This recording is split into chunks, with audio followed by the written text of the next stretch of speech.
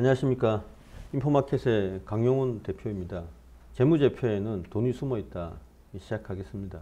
원래 네이버 재무제표에는 돈이 숨어있다 이렇게 제목인데, 이게 이제 네이버 하니까 사람들이 네이버 재무제표를 이야기하는 줄 알고 자꾸 이제 오해를 하셔서 그냥 재무제표에는 돈이 숨어있다 이렇게 시리즈 제목을 바꾸겠습니다. 일단 이제 오늘 해야 될 거는요, 제가 연결 재무제표하고 이런 걸 쭉 설명을 드렸는데 이게 아직도 헷갈린다 이렇게 하시는 분이 있어서 좀 더 간단하게 총정리를 해드리려고 합니다. 내부 재무제표를 보시면요, 이게 이제 포스코 퓨처엠의 재무제표입니다. 제가 이제 뭐라고 말씀을 드렸냐면, 내부 재무제표는 다 연결 기준이라고 말씀을 드렸는데요. 그러면은 이제 이런 의문이 생길 수 있죠. 종속기업이 없는 경우에는 어떻게 하느냐 이거죠. 종속기업이 있으면 연결 재무제표를 작성하는 게 맞고요. 관계기업, 저번에 말씀드렸죠. 지분율이 20% 이상인데 30%가 안 되는 경우, 이런 경우가 있잖아요. 그런 거는 관계기업이라고 다 합니다. 정확하게 이야기를 하면 20%에서 50% 내를 다 관계기업이라고 할 수 있는데, 30%가 넘어갔을 때는 영향력에 따라서 종속기업에 넣기도 하고 또는 관계기업으로 그냥 놔두기도 하고, 그러니까 30에서 50%가 좀 애매한 해석지대에 어떤 자회사들이 되겠습니다.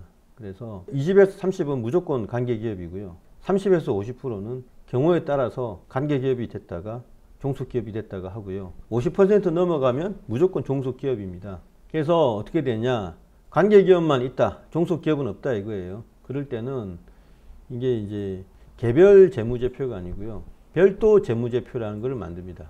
그런데 나는 아예 그냥 자회사가 아예 하나도 없다, 그런 경우는 어떻게 되느냐, 그는 그냥 개별 재무제표만 존재를 합니다. 그럼 이런 의문이 생길 수 있죠. 무슨 말인지 알겠어. 개별 재무제표, 뭐 별도 재무제표, 연결 재무제표 다 다르다는 거네. 자, 그러면 네이버에 있는 게 연결 재무제표냐? 맞습니다. 그런데 네이버가요, 사실은 연결 재무제표고요, 별도 재무제표를 합친 겁니다. 요 당기순이익 안에는 지분법에 의해서 계산된 관계기업의 당기순이익도 포함이 되어 있고요. 그 다음에 연결 재무제표로 계산해서 합산한 종속기업의 당기순이익도 포함이 되어 있고 그렇습니다. 영업이익에는요, 지분법으로 계산된 관계기업의 영업이익은 안 들어간다고 했죠. 오직 그 연결 재무제표에 들어가는 종속기업의 영업이익 합산만 들어가는 겁니다. 매출액은 어떻게 된다고요? 매출액도 종속기업의 매출액만 합산을 한다고요. 간단하게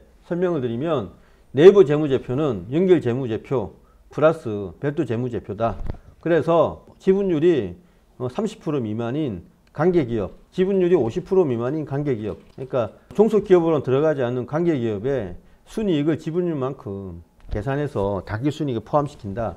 그리고 종속기업이 있는 경우에는 매출액, 영업이익, 당기순이익 또는 현금흐름 모든 걸 다 합산해서 재무제표로 넣는다, 이렇게 보시면 됩니다.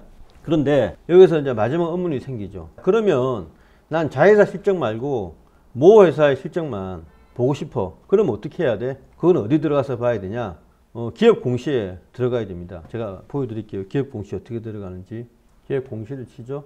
그럼 금융감독원 전자공시 시스템이 나오죠. 이렇게 다트라고 되어 있는데 요거를 클릭하시면 됩니다.